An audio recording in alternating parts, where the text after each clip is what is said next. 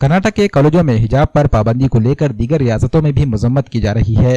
वंचित बहुजन आघाड़ी नांदेड़ ने कर्नाटक के कॉलेजों के इंतजामिया की मजम्मत करते हुए कर्नाटक की हुकूमत को भी तनकीद का निशाना बनाया। वंचित बहुजन आघाड़ी ने नांदेड़ में जिला कलेक्टर से मुलाकात की और सदर जमहूरिया हिंद को एक मेमोरेंडम भेजा।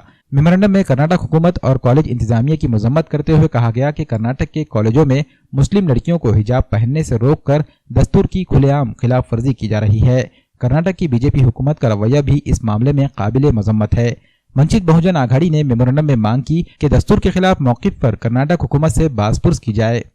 कर्नाटक राज्यामध्ये ज्या प्रकारे हिजाबवर बंदी घालण्याचा प्रयत्न केला जातोय त्या निषेधार्थ आज आम्ही वंचित बहुजन आघाडीच्या वतीने नांदेडच्या जिल्हाधिकाऱ्यांना एक निवेदन दिलेलं आहे।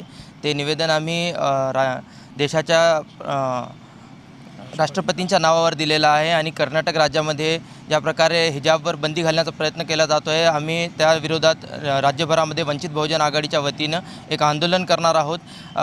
संविधानाने प्रत्येक धर्माला प्रत्येक जातीला आपल्या आपल्या धर्मानुसार राहण्याचा या देशामध्ये पूर्णपणे अधिकार दिलेला आहे।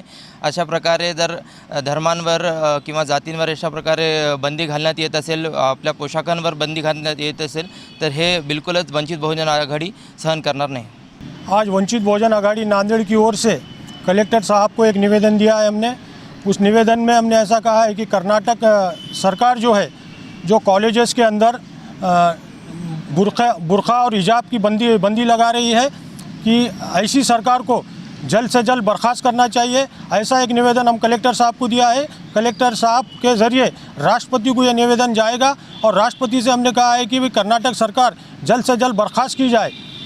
और आए दिन देखा जा रहा है कि दलित समाज और मुस्लिम समाज पे अत्याचार हो रहा है।